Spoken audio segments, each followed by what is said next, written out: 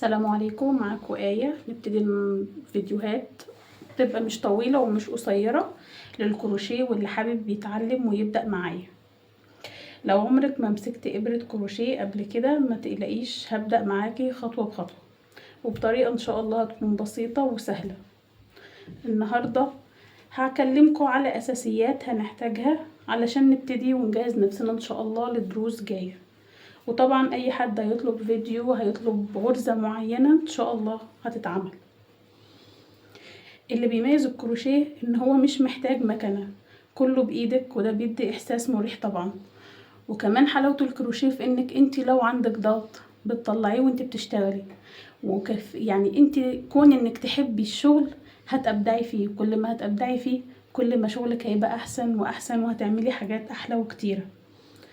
الكروشيه حاجات بسيطة جدا، ابر، خيط، مقصات، حاجات بسيطة خالص، ويعني هتحبوها لما تشوفوها، وان شاء الله هتحبوا ان انتوا تبتدوا تتعلموا خطوة بخطوة واحنا مع بعض.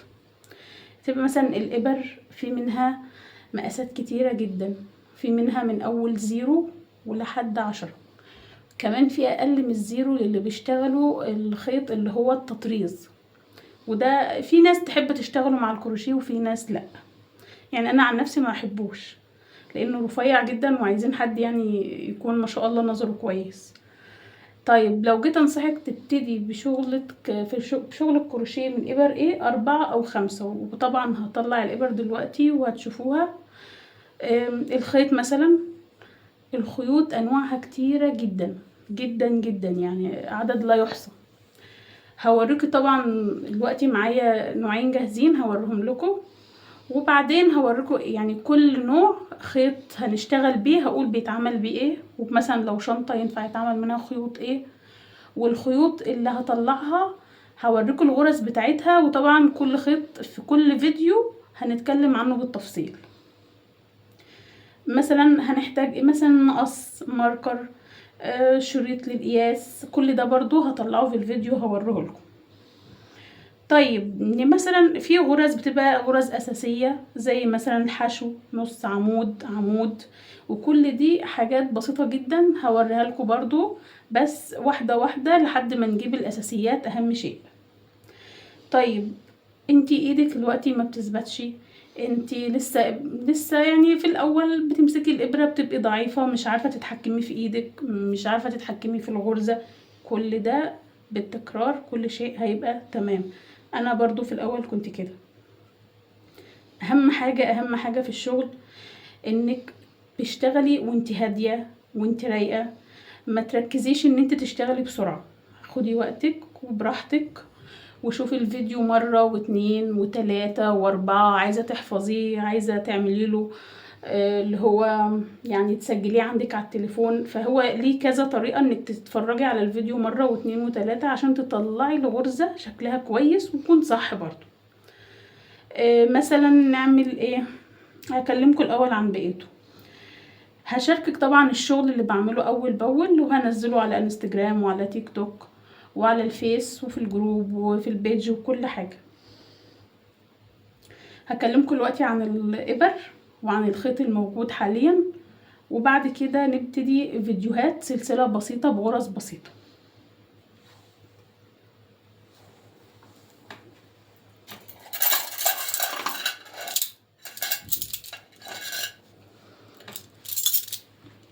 مثلا دي ابرة مقاس 1، دي يعني محدش بيشتغل فيها في الخيوط اللي انا هوريها لكم اللي هي بتاعت الشنط والمفارش وكده، بس هي لها خيوط معينة لان هي رفيعة مدببة ازاي، صغيرة جدا. نيجي بقى مثلا مقاس 3، وفي 7، في 5.5، لان في 5 وفي 5.5. ادي 5 زي ما انا قلت لكم في الاول ان احنا نشتغل ب4 و5 مريحين، واسعين شويه في الشغل هيريحوكم، وحركه الايد بتاعتها مريحه. مثلا 8 هعرفكم برضو 8 ده ليه خيوط ايه، لان كل مقاس ليه خيط. ما ينفعش مثلا ابره مثلا مقاس 4 دي مقاس 5 نشتغل بقى خيط كليم. هوريهولكم هنا، شوفوا سمك الخيط عامل ازاي. مستحيل 5 تيجي مع الخيط ده. دي 5 4.5 4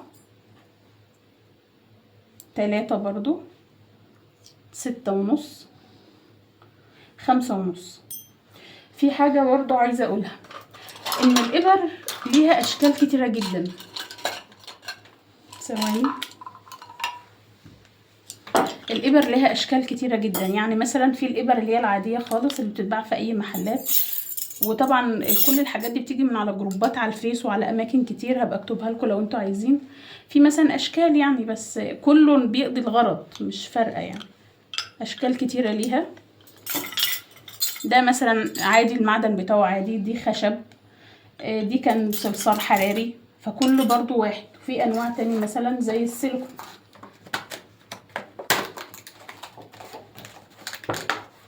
دي برضو مريحة وطرية حلوة قوي في الشغل، وكتيرة يعني الباكت على بعضه. هي عموما بنحتاج ايه كمان؟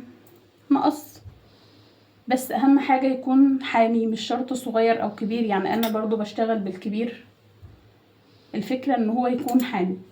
طيب بنحتاج ايه كمان؟ ثواني يا دول. بنحتاج ايه بقى من الاساسيات؟ لازما يكون معانا ابر تنظيف، لان ابر التنظيف هتساعدنا كتير في الشغل وهتريحنا من حاجات كتير. الابر التنظيف بتيجي معدن، وده اللي انا انصح بيه، لان ما بتتنيش وما بتتكسرش ومتينه كويسه، معدن معروفه من اسمها. في طبعا البلاستيك ده بيتكسر، يعني اكتر حاجات جبتها واتكسرت وفاشله يعني، فالمعدن احسن كتير. دي ابر التنظيف. في طبعا الماركر، وده اهم حاجه، يعني زيه زي الابر. الماركر فايدته ايه؟ الماركر فايدته انه لو حد لسه بيبتدي في الشغل جديد هيضطر انه يعلم، لان في غرز لازم نعلم فيها. الغرز دي لو احنا ما حطينالهاش ماركر انت هتتلخبطي، لان انت لسه مبتدئه. ممكن انا عشان بشتغل بقالي فتره طويله فمش فارق معايا احط ماركر فين، عارفه البدايه بتاعتي فين والنهايه بتاعتي فين. فانت كمبتدئه هتحبي انك تحطي ماركر، وده طبيعي يعني، فده من الاساسيات. ايه كمان؟ مقياس، يعني زي مزورة. المزورة دي أساسية برضو، لأن في ساعات، يعني أقول حاجة، في ساعات بناخد عدد غرز، مثلا هنعمل مقلمة أو كوفية أو هنعمل 15 غرزة. 15 غرزة دول بيختلفوا من خيط زي الكليم، هكلمكم لسه عن الخيوط، ومن خيط زي خيط السلسلة. طيب ال15 غرزة في ده غير ال15 غرزة في ده. ال15 غرزة هنا يعني قياسهم او طولهم بمعنى ادق هيبقى اصغر من ده، لان الخيط الكليم سميك، فلازم يكون معانا مقياس نقيس بيه، اللي هي المزورة، بتتباع في جميع المحلات، حتى مش شرط مستلزمات الكروشيه. وفي حاجة كمان، لازم يكون معانا نوتة صغيرة او كراسة اللي انت تحبيه، وقلم. المبتدئين بالذات هيعملوا بيهم ايه؟ يعني مش كله بيستخدمهم، بس كمبتدئة هيبقوا معاكي مثلا انت نسيتي ارتفعتي كام غرزة، ابتديتي بكام غرزة، عملتي كام غرزة عمود. المقلمة دي مثلا وليكن هتحتاج مثلا 15 غرزة، هتحتاج ان احنا هنرتفع سطر، هنرتفع سطرين، فكل ده لازم تكتبيه جنبك عشان ما تنسيش، يعني عشان تبقى كل حاجة ماشية مظبوط. دي بالنسبة ان احنا نكتب.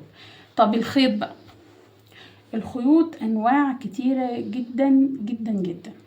انا جايبة حاليا المتوفر قدامي، لكن في الفيديوهات الجاية هوضح انواع كتير جدا جدا للخيوط وهطلعها في الفيديو. ده خيط كليم وده خيط سلسلة، فعشان كده اللي هنا الاول الغرز سمك الخيط رفيع جدا، وفي هنا سمك خيط سميك، ففي فرق ما بينهم. فعشان كده قلت ان احنا لازم يكون معانا مزورة نقيس، هنعمل 15 سنتي 12 سنتي 13 سنتي، المزورة هي اللي هتحدد وهتخلي الشغل يطلع مظبوط بالمسطرة يعني. طيب ده خيط الكليم. خيط الكليم ده بيستخدم في حاجات كتيرة جدا جدا. مبدئيا بتعمل منه شنط، بتعمل منه مفارش، وبتعمل منه سجاد برضو، بتعمل منه حاجات كتيرة قوي قوي قوي. هنشتغل برضو مع بعض في فيديوهات كتيرة، وهنعمل حاجات كتيرة قوي بخيط الكليم، لان هو يعني حلو وبيطلع الشغل حلو وبيعمل نتيجة كويسة، يعني نتيجة الشغل بتاعته كويسة. طيب خيط الكليم عادي لو انت قصتيه بالمقص وخلصتي شغلك، قصتيه بالمقص بيتقص والدنيا تمام. وطبعا لازم بيكون معانا زي ما قلت ان احنا ابر التنظيف، لان بنحط حروف الشغل اللي هي البدايات والنهايات ما بين الغرز، فمش محتاج حاجة يعني دوبك بالمقص ونلضم ابرة التنظيف ونشتغل. طيب خيط السلسلة لو احنا، لان هو حرير يعني في نسبة من الحرير، لو احنا حملنا يعني ايه، لو احنا لضمنا الابرة وجينا نقفل البدايات والنهايات، انت قصتيه بالمقص مستحيل ان هو يبقى ثابت زي الكليم، هيكر كده ويطلع بقية الخيوط بتاعته من جواه. فده بنعمل ايه؟ بنحتاج له ولاعة بنسيح الطرف بتاعه، غير كده يبقى الخيط يعني هيفضل يتشد ومش لطيف يعني، فلازم نستخدم ولاعة. الفيديو الجاي هعلمكم ازاي نعمل غرز، فبدايتها هتبقى ان شاء الله غرزة السلسلة، هتبقى عملي. فما تنسيش تعملي اشتراك وتفعلي الجرس عشان توصلك الفيديوهات اول باول. وطبعا لو عجبك الفيديو اعملي لايك وسيبي كومنت، ولو عندك اي سؤال او عندك اي اقتراح حابة ان احنا نعمله في الفيديوهات الجاية سيبي لي كومنت، وان شاء الله اشوفكم قريب.